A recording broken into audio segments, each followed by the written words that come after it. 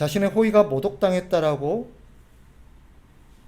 이 사실을 알게 된 다윗이 나발의 집안을 멸망시키겠다며 400명의 군사들을 이끌고 나발에게로 갑니다. 이 사실은 즉각 나발의 아내 아비가일에게 전달이 되지요.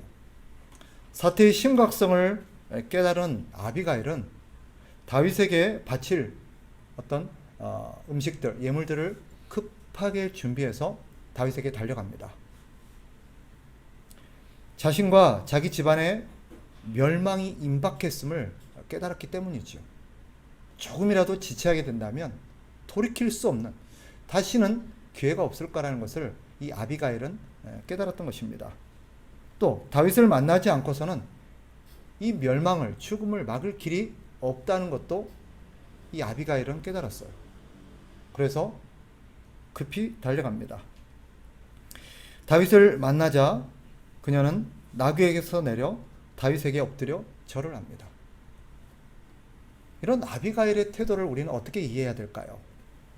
아비가일이 다윗 앞에서 넙죽 엎드려서 절을 한 까닭은 무엇입니까?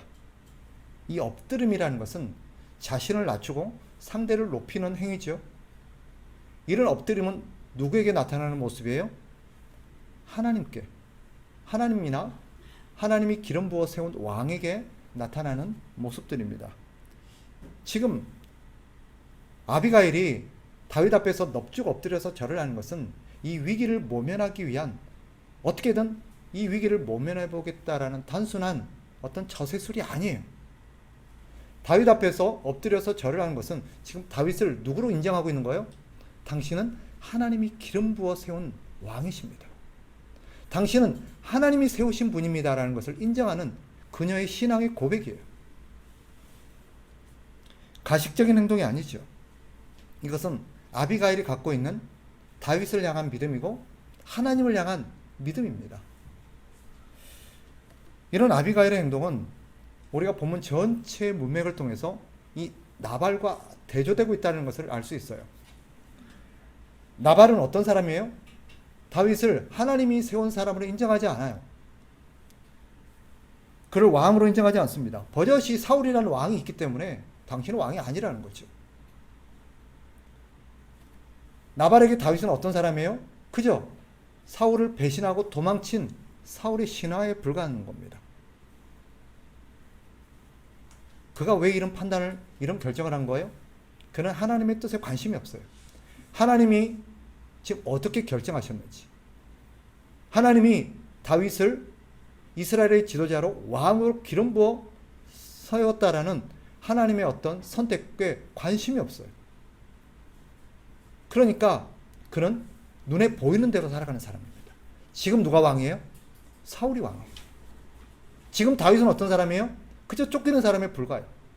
그는 하나님의 뜻에 관심도 없고 하나님이 뭘 원하시는지, 하나님이 다윗을 어떤 존재로 세웠는지 아무런 관심이 없어요. 그러니까 눈에 보이는 대로 사는 사람. 다윗을 무시한다는 것은 무엇을 의미합니까? 결과적으로 그는 하나님께 관심이 없는 사람이요, 하나님의 뜻에 관심이 없는 사람이요, 하나님이 다윗을 통해서 무슨 일을 행하실지에 대해서 관심이 없어요. 그러니까 다윗을 인정하지 않는 거죠. 반면 아비가일은 어떻습니까? 그는 하나님이, 비록 지금의 왕은 누구예요? 사울이지만 하나님이 다윗을 기름 부어서 이스라엘의 진정한 왕으로 세웠다는 것을 알고 있는 사람이에요. 그녀는 평소에 하나님을 경외했던 사람이요, 하나님의 뜻이 무엇인지에 관심이 있었던 사람입니다. 그는 눈에 보이는 대로 판단하고 눈에 보이는 대로 사는 사람이 아니라 하나님의 뜻에 관심 있고 하나님의 뜻이 지금 어디를 향해 있는가에 항상 관심 있는 사람이에요. 그 하나님이 다윗을 선택했다는 것을 그녀는 알았던 것입니다. 그래서 다윗을 대하는 태도가 달랐던 거예요. 그는 다윗을 어떻게 대해야 되는지를 아는 사람이었습니다. 그러니까 다윗을 무시하는 것은 곧 누구를 무시하는 거예요? 그를 세우신 하나님을 무시하는 거예요. 다윗을 향한 태도와 다윗을 향한 말은 곧 하나님을 향한 말과 동일한 거예요. 나발은 단순히 다윗을 무시하고 다윗을 욕한 게 아니에요. 그를 세우신 하나님을 모독한 것입니다. 그래서 오늘 다윗 앞에 급히 나와서 엎드린 이 아비가일의 행동은 단순히 다윗을 향한 엎드림이 아니라 그를 세우신 하나님을 향한 엎드림인 거예요. 우리가 주목해 볼 내용이 나와요. 아비가일이 다윗에게 엎드려서 뭐라고 말하냐면 남편 나발은 불량하고 어리석은 사람이래요. 25절 한번 보세요. 중요한 대목이죠. 다윗에게 이렇게 말합니다. 25절 원하옵나니 내 주는 이 불량한 사람 나발을 개의치 마옵소서. 그의 이름이 그에게 적당하니 그의 이름이 나발이라. 그는 미련한 자니이다. 여종은 내 주께서 보내신 소년들을 보지 못하였나이다. 이 불량하다라는 말이 무슨 말인고 했더니 히브리어 원어를 찾아봤더니 마귀의 자식이라는 뜻이에요. 벤이 자식이라는 뜻이거든요. 아들. 마귀의 자식이에요. 베리알, 바알 이는 마귀를 의미하거든요. 마귀의 자식이라는 그게 불량하다는 거예요. 또 본문에 여기 어리석다, 미련하다라는 단어가 오늘 본문에는 히브리어를 찾아봤더니 어떤 의미냐? 분별력이 없다. 판단을 하지 못한다. 그런 뜻이에요. 무엇이 하나님의 뜻인지, 지금 하나님의 뜻이 무엇인지 그는 그것을 분별할 수 있는 사람이 아니에요. 어떤 사람이에요?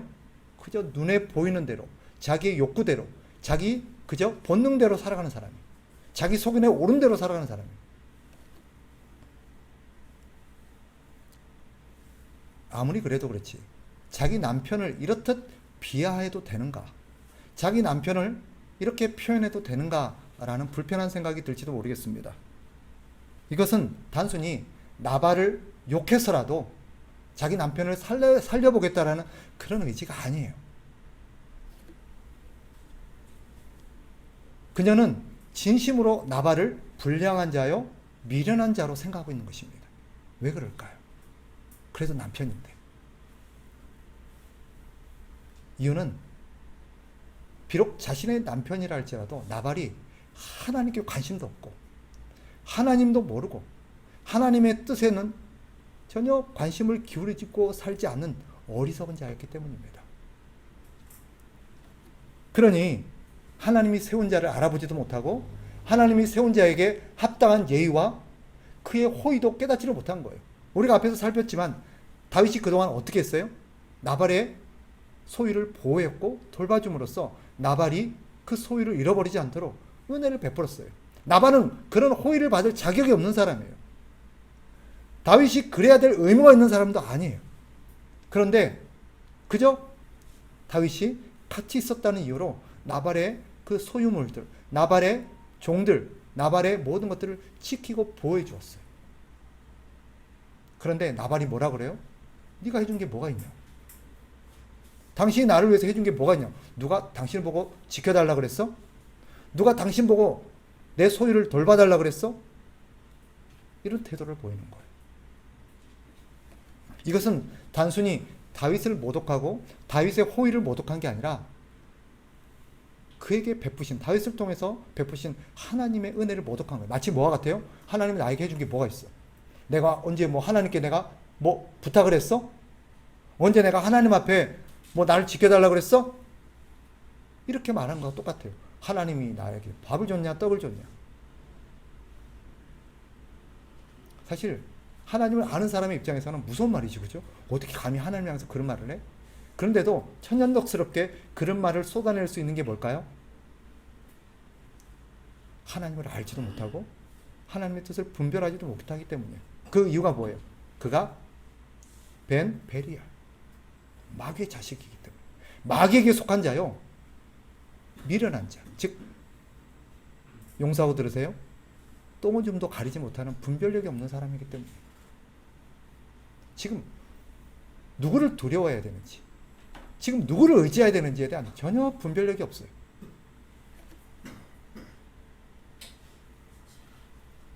누구는 이렇게 말할지 모르겠습니다. 그래도 아는데 다윗에게 자신의 남편의 어떤 태도를 옹호하고 변호하면서 우리 남편 좀 용서해 주세요. 우리 남편 좀 잘 봐주세요. 이렇게 말해야 되는 거 아니에요? 26절을 보세요. 26절 같이 한번 읽어봅니다. 내 주여, 시작.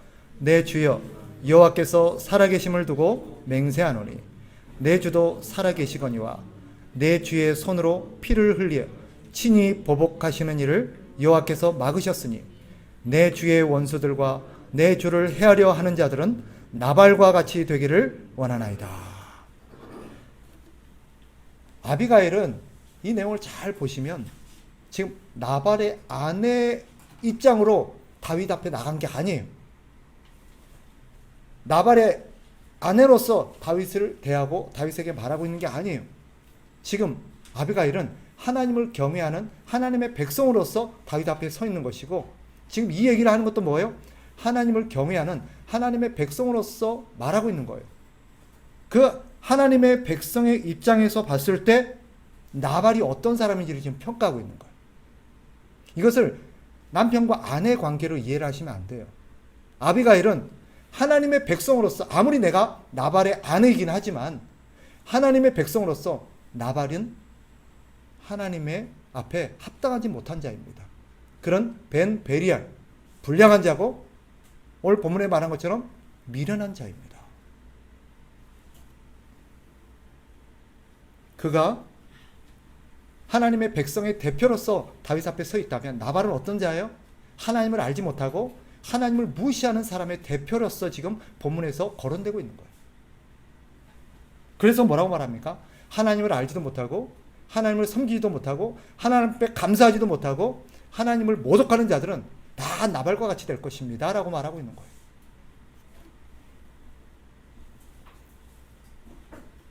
이것은 하나님의 백성이 하나님과 하나님이 기름 부어 세우신 하나님의 왕을 어떻게 대해야 되고 어떤 태도를 가져야 되는지를 보여주는 그림이에요.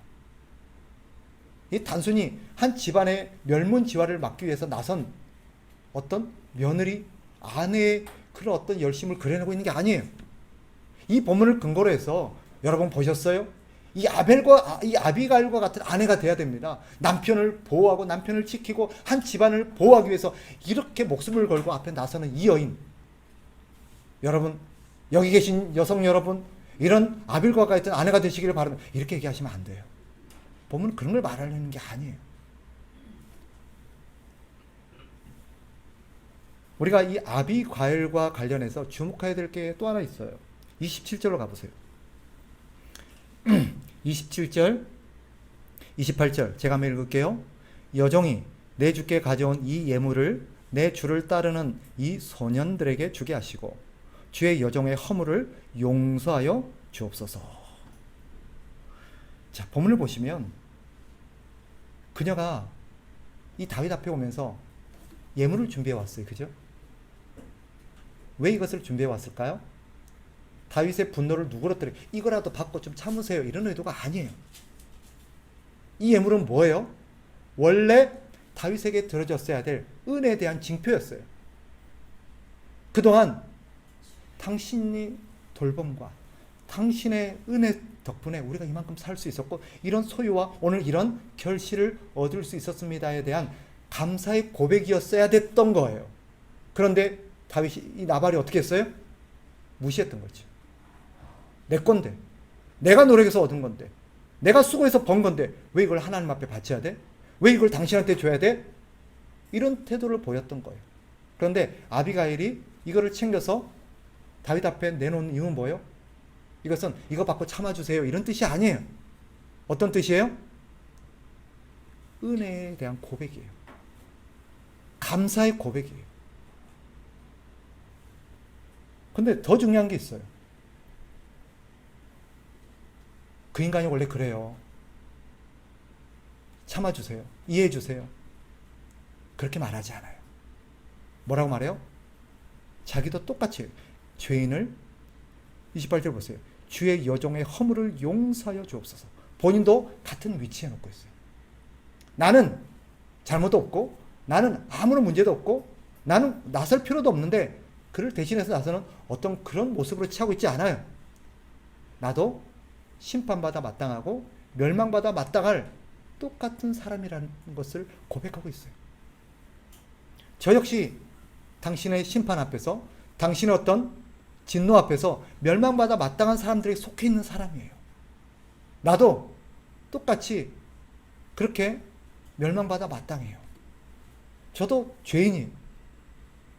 저도 평소에 그렇게 바르게 살지 못했어요. 이런 고백이 담겨 있는 거예요. 사실 우리가 주목해야 될 게 이거예요. 주목해요.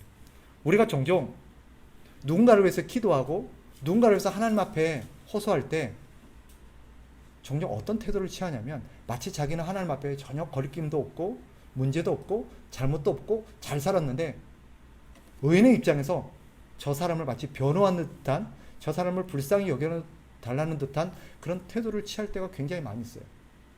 또 하나님의 심판 앞에서 공동체를 향한 하나님의 진노가 주어졌음에도 불구하고 자기는 그거와 전혀 상관이 없는 사람인 것처럼 그렇게 말할 때도 있어요. 그런 오류를 가장 많이 범하는 사람이 누구냐면 바로 목사인 저 같은 사람이에요. 가끔은 제가 그런 생각을 해요. 여러분에게 설교를 하잖아요. 말씀을 전하잖아요. 그런데 이 말씀을 전하면서 여러분 그렇게 사시면 안 돼요. 여러분 그렇게 반응을 보이시면 안 돼요. 여러분은 죄인이요. 이렇게 말할 때 마치 나는 전혀 상관이 없는 것처럼, 나는 이 공동체에 해당되지 않고 하나님의 마치 보냄을 받아서 하나님을 대신해서 온 사람, 나는 여러분과 달라요. 뭐 이런 태도로 제가 설교를 할 때가 있어요. 마치 나는 전혀 그 말씀에 해당 사항이 없는 것처럼, 나는 하나님의 진노와 하나님의 심판으로부터 전혀 해당 사항이 없는 것처럼, 누군가가 하나님 앞에 징계를 받을 때도 그렇고 누군가가 하나님 앞에 책망을 받을 때도 그렇고 자기는 전혀 그와 해당 사항이 없는 것처럼. 아니에요. 오늘 본문의 아비가일을 통해서 그려내고 있는 오늘 하나님의 백성들에게 주시는 교훈이 뭐예요? 우리도 똑같은 죄인이라는 걸 잊지 말라는 거예요. 누군가가 하나님 앞에 징계를 받을 때, 누군가가 하나님 앞에 훈계를 받을 때 나도 똑같이 저 얘기를 들어야 될 사람이라는 것을 그 자리에서 배제시키는 오류를 범하면 안 돼요.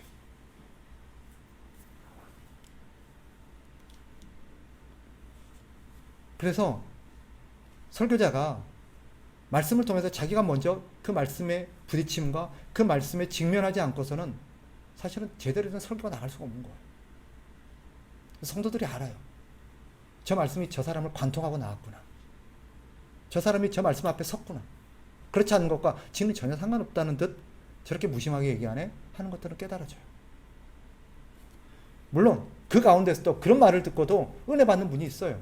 왜냐하면 그 말씀은 그 전하는 사람을 통하지 않고서도 하나님이 그 사람에게 주시는 은혜이기 때문에 그 설교자와 전혀 상관없이 하나님은 그 사람들에게 은혜를 주십니다. 그것은 여러분의 믿음의 분량이고 믿음의 그릇에 주어지는 하나님의 복이에요. 그렇지만 우리가 그런 오류를 범하면 안 돼요. 나는 전혀 상관없는 거죠. 아비가일이 말하죠. 27절 다시 보세요. 이 여종이 내 주께 가져온 이 예물을 내 주를 따르는 이 소년들에게 주게 하시고, 여종이 내 주께 가져온 이 예물, 이것은 나발이 주는 거예요. 나발의 거가 아니에요. 뭐예요? 자기도 마땅히 하나님 앞에 고백하고 감사해야 될 그 무리에 포함되는 거예요. 28절 주의 여종의 허물을 용서하여 주옵소서. 저도 똑같이 심판받아 마땅한 그 무리에 소속된 죄인입니다라는 신앙 고백이에요. 나는 어려운 사람이 아니에요. 나도 심판받아 마땅한 사람이에요.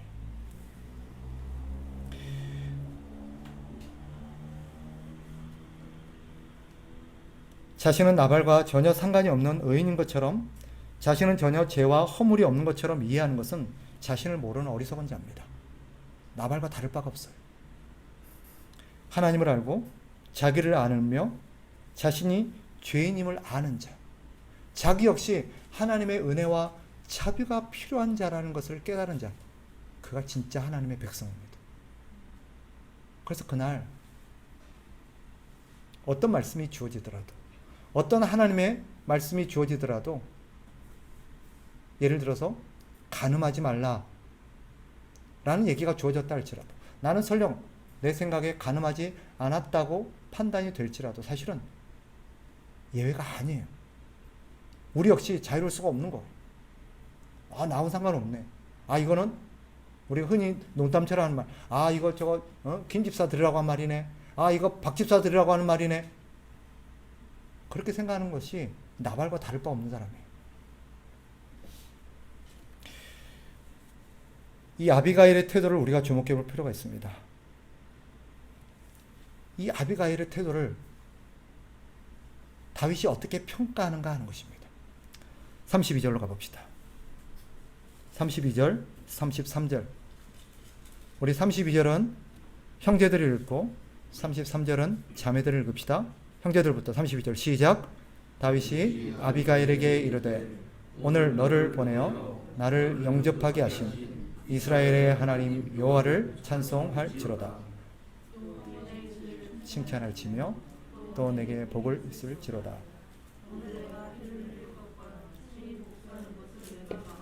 예, 보면 다윗이 아비가일을 어떻게 대합니까? 한마디로 말하면 칭찬을 해요. 네가 옳다. 네 행동이 맞다. 칭찬을 합니다. 즉 아비가일이 보인 반응, 어떻게 아내 됨으로써 저런 태도를 보이지? 좀 너무한 거 아니야? 라고 인간적으로 생각할지 모르지만 아비가일은 다윗이 어떻게 평가해요? 옳다. 네가 옳다. 네가 바르다. 그게 맞다. 네가 오늘 뭘 했대요? 심판을 막았다는 거예요. 네가 오늘 멸망을 막았다는 거예요. 오늘 본문에서 결론적으로 정리해보면 이 다윗은 하나님, 즉 하나님을 대표하는 사람, 즉 예수 그리스도를 예표하는 사람이에요. 우리가 아는 것처럼 다윗은 예수 그리스도를 예표하는 인물이죠. 아비가일은요, 신자의 대표로 하나님을 경외하는 하나님의 백성을 대표하는 인물이라고 한다면 나발은 어떤 자예요? 하나님을 모르는 자예요.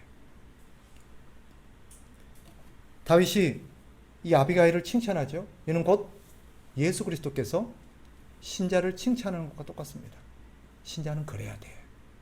아비가일과 같아야 돼. 내가 기대했던 게 이거야.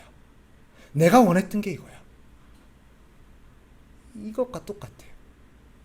오늘 하나님께서 저와 여러분을 보시면서, 우리 주님께서 저와 여러분을 보면서, 그래, 목사라면 그래야지. 내가 기대했던 목회자야. 그게 바로 집사지. 내가 기대했던 집사가 바로 그런 모습이에요. 그게 권사지. 어떠세요? 이게 저와 여러분을 향한 평가이십니까? 아니면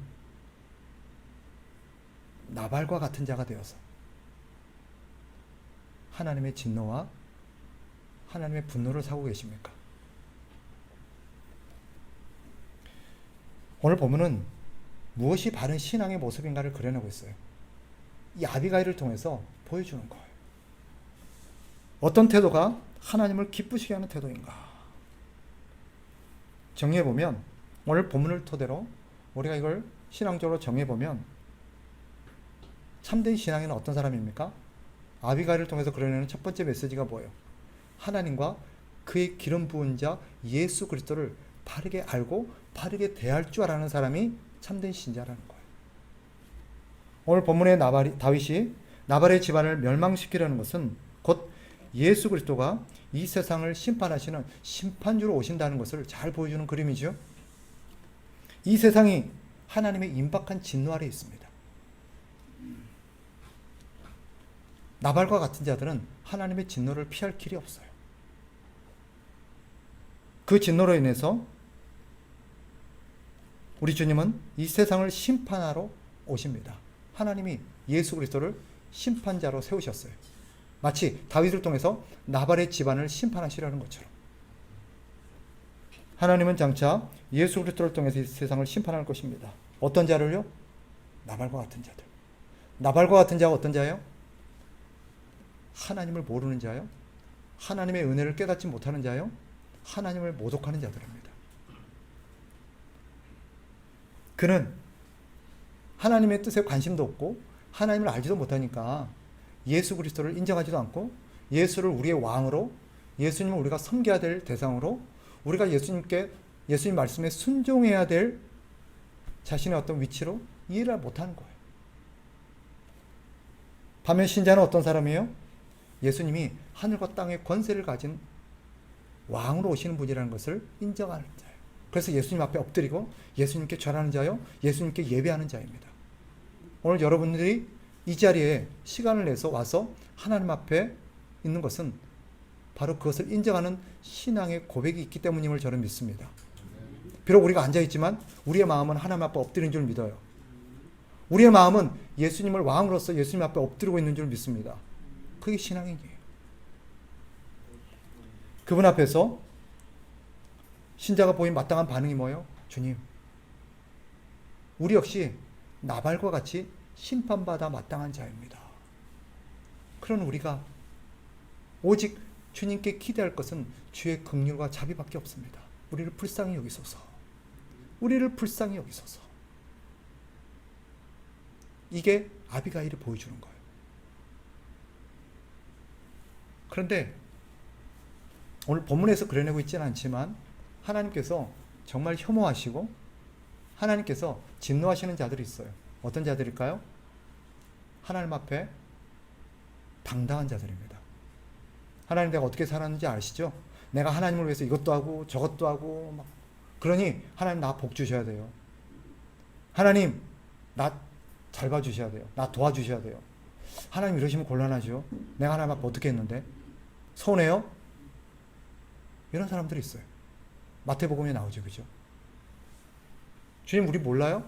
주님과 함께 내가 몇 년을 함께하고 먹고 마시면서 주를 위해서 내가 이것도 하고 주의 이름으로 이것도 했어요. 주님 뭐라 그래요?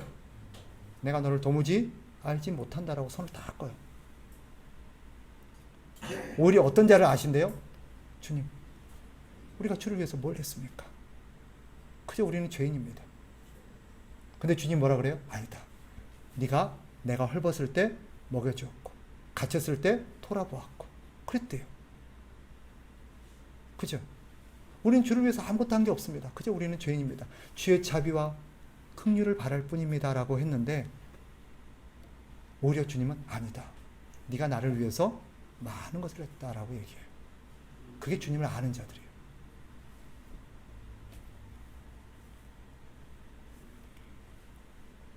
신자는요, 이 세상을 향한 하나님의 임박한 진노를 볼 줄 아는 자들입니다. 아비가일의 이런 태도를 잘 보여주는 단어 하나가 있어요. 그게 뭐냐면 거기다 동그라미를 쳐놓으세요. 25장 18절 급히라는 단어입니다. 급히. 이 단어가 굉장히 중요한 단어예요. 급히. 아비가일이요 천천히 할 수도 있었어요. 그런데 급히라는 단어를 앞에 해놓았어요. 급히 그랬대요. 급히. 왜 그래요? 이거는 심판의 긴박성을 아비가일이 깨달았기 때문이에요. 이건 뒤로 미룰 문제가 아니에요. 이거는 천천히 해도 되는 문제가 아니에요. 이건 뭐예요? 급히 모든 것을 제쳐두고 이것은 모든 걸 뒤로하고 가장 우선순위에 두고 가장 먼저 해결해야 될 문제라는 것을 어떤 단어가 그려내고 있어요? 급히라는 단어가 그려주고 있어요. 이것은 심판의 긴급성을 잘 보여주는 단어예요. 이것이 우리에게 주는 메시지가 뭐예요? 하나님과 우리의 관계 속에서 우리가 보여야 될 우리에게 가장 중요한 문제가 구원이라는 문제예요. 이 구원이라는 문제는요 천천히 나중에 바쁜 거 지나고 나서 뒤로 해도 되는 문제가 아니에요. 가장 우선순위에 두고 가장 중요하게 여겨야 될 문제라는 것을 보여줘요. 여러분도 그런 분들을 종종 만났을 거예요. 제가 목회자로서 제일 답답한 사람이 어떤 사람이냐면 예수 믿으세요. 예수 믿으셔야 돼요. 우리는 하나님 앞에 심판받아 마땅한 사람들이에요 라고 얘기하면 뭐라고 말하냐면 나중에 천천히 지금은 너무 바빠요. 천천히 나중에 교회 갈게요. 나중에 세월이 흘러서 내가 시간이 나면 가겠어요. 아, 예 라고 말하지만 속마음 어때요? 너에게 내일이 있을까? 그런 마음이 들어요. 너에게 내일이 있다고 누가 보장해? 항상 그런 마음이에요. 그래서 복음을 전하는 사람의 마음에 가져야 될 하나의 중요한 메시지가 뭐예요? 긴급성이에요. 긴급성. 그게 뭐예요? 오늘 내가 말하는 이 말이 저 사람이 들을 수 있는 마지막 메시지일 수 있다는. 오늘 내가 말하지 않으면 저 사람은 내일이 없을 수도 있다는. 가끔 책을 읽다 보면 그 믿음의 선배들 가운데 가슴을 치면서 그렇게 회고하는 어떤 글 중에 어떤 글이 있냐면, 그때 갔어야 되는데, 어떤 사람에게 복음을 전하라는 하나님의 마음을 주셨었는데 그때 갔어야 되는데 그날 급한 일이 있어가지고, 중요한 일이 있어가지고 그 다음날 갔는데 그날 저녁에 사고가 나서 그렇게 갈 줄 누가 알았을까. 그런 얘기를 할 때 보면 사실 저도 마음이 무겁죠. 그 사람한테 복음을 전해야 되는데, 그 사람한테 교회 한번 가보자 할걸. 그것이 그 사람과의 마지막 만남이었을 줄 누가 알았을까. 그래서 구원과 관련해서 성경이 우리에게 가르치는 중요한 메시지 한 가지는 긴급성입니다. 긴급성. 그래서 남편도 그렇고 아내도 그렇고 부모도 그렇고 자식도 그렇고, 우리가 구원의 문제에 있어서는 우리가 가장 우선순위에 두고 해결해야 될 문제라는 것을 오늘 본문이 잘 보여줍니다. 또한 신자는요, 인간관계를 넘어서서 하나님 앞에서 무엇이 옳고 그른지를 분별할 줄 아는 사람이에요. 아비가일은 나발의 아내죠. 그러나 남편이라고 해서 그의 편에 선다든지 그를 두둔하지 않았어요. 비록 남편이지만 하나님 앞에서 죄인이고 그 죄가 얼마나 불량하고 얼마나 악한 것인지를 알았어요. 이게 진짜 중요한 거예요. 오해하지 마세요. 믿지 않는 가족들, 믿지 않는 사람은 이렇게 막 욕하고 함부로 비난해도 된다는 뜻이 아니에요.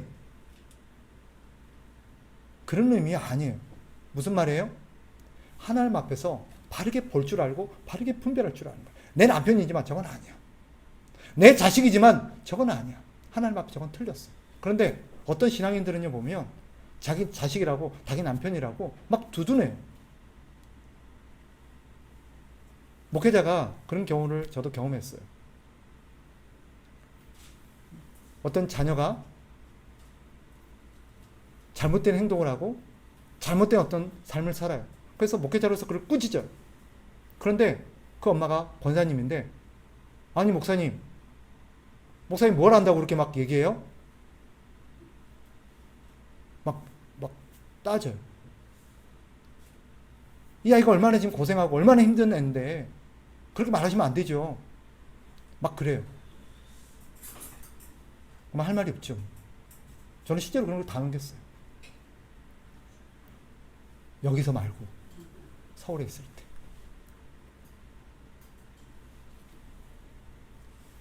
여담입니다만은 서울의 아이들, 여기도 공부 열심히 하지만 여기도 공부를 열심히 해. 우리 아이들 공부한다고 지금 교회 안 나왔어요. 지금. 다들 지금 막 가서 막 공부하고 있어요. 시험 기간 임박해가지고. 서울에는 더해요. 서울에는요, 시험 때가 되면 아예 예배가 폐지될 정도예요. 그걸 당연하게 여겨요. 시험 기간인데 애 불렀다고 막 강의 전화가 와요. 부모님 교회 다니시는데. 저는 그런 전화를 받고 실제로 그런 얘기도 많이 들었어요. 그러거나 말거나, 야, 그래도 주일은 예배해야 되는 거 아니야? 성적 떨어지면요, 기꺼이 감수해야지. 저는 이렇게 얘기하지 않았어요. 하나 앞에 기도하고 열심히 예배 드리면 성적 오를 거야. 절대 그렇게 얘기하지 않았어요. 왜? 성적 떨어지거든요, 실제로. 저는 그걸 알아요. 그건 네가 감수해야 될 거지. 하나님 앞에 예배하고 섬김으로써 성적이 떨어지면 당연한 거야. 왜? 남들은 10시간 공부하고 너는 5시간 공부했는데 결과가 똑같이 나오는 걸 바란다는 거는 그건 아니야. 5시간 공부했으면 5시간만큼의 소득이 나와야 되는 거 아니야? 맞죠?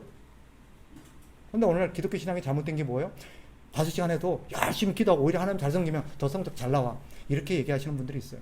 저도 그러길 바라요. 저도 그러길 바랍니다. 하나님 그렇게 정하지 않으셨어요. 심은 대로 거두게 하셨어요. 뿌린 대로 거두게 하셨어요. 그럼 어떻게 해야 돼요? 감수해야죠. 기꺼이 주를 위해서 내가 감수하겠습니다. 이게 신앙인이죠. 이게 옳은 거예요. 그랬다고 남의 아들 자식 장래 책임질 거냐고. 우리 아들 서울대학 못 가면 당신 책임질 거냐고. 나한테 막 이렇게 얘기해요. 아니요, 저 못 져요. 알아서 하세요.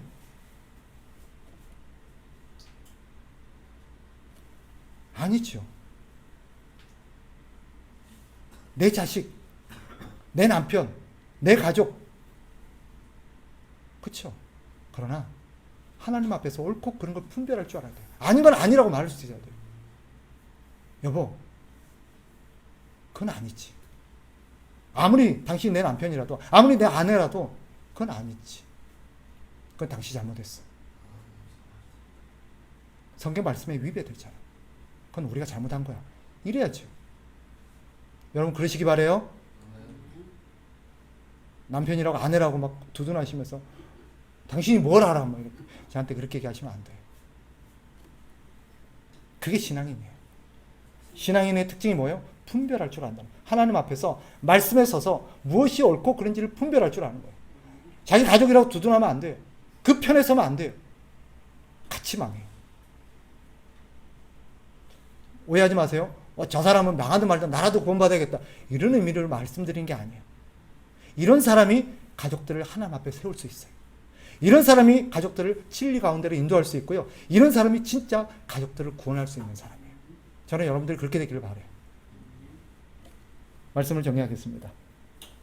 오늘 저와 여러분의 신앙은 어떻습니까? 나와 내 주변의 사람들, 내 가족들이 처한 상황을 인식하고 있습니까? 아니면 나발처럼 임박한 진노를 깨닫지 못한 채 그저 인생을 즐기는 데 몰두해 있습니까? 나는 주님 앞에 나아가서 나와 내 가족을 위해서 기도하는 사람입니까? 자신과 그들의 처한 운명을 끌어안고 눈물로 기도하는 사람입니까? 아니면 나와는 전혀 상관없는 것처럼 저 사람이야 교회 나오든 말든, 저 사람이야 예수 믿든 말든 나만 잘 믿으면 되지 하고 그렇게 방관자 입장으로 서 있습니까? 아비가일은 오늘 우리의 신앙을 돌아보게 하죠. 생각해 보세요. 양이 3,000이고 염소가 1,000마리면 뭐합니까? 그렇게 해서 많은 소득, 많은 돈을 벌어들이면 뭐합니까? 그날 그에게 멸망이 임박했는데 오늘 그가 죽으면 모든 게 끝나는데 양이 3,000마리고 염소가 1,000마리나 있으면 뭐예요? 우리가 알듯 뒤에서 보겠습니다만 결국 나발은 어떻게 돼요? 그 다음날 죽어요. 그 전날 몰랐겠지요. 그 소득에 흥취해서 흥청망청 술을 먹고 즐기고 있습니다. 뒤에 보여. 자기에게 지금 무슨 일이 벌어지고 있는지, 어떤 일이 자기에게 다가오고 있는지 모른 채 술 취해서 즐기고 있어요. 그리고 그 다음날 하나님의 심판을 받아서 나발이 죽습니다. 양이 3,000마리고 염소가 1,000마리나 돼도 동방에서 가장 큰 부자이면 뭐합니까? 나발과 같은 사람은 참 불쌍한 사람이에요. 자기 앞에 들이닥친 그 무서운 일이 무엇인지를 깨닫지를 못합니다. 영원히 살 것처럼, 영원히 즐길 것처럼 묻고 떠들며 큰 소리 치고 있기 때문입니다.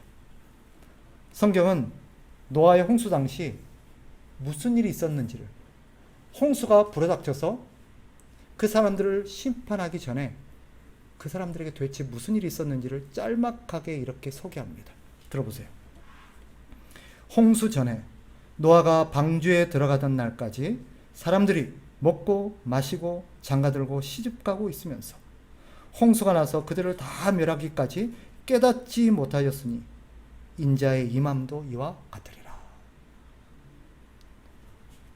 사랑하는 우리 참된 가족 여러분, 우리가 처한 시대가 어떤 시대인지, 하나님께서 무엇을 준비하고 계시는지 예의주시하면서 깨어있으시기를 바라요.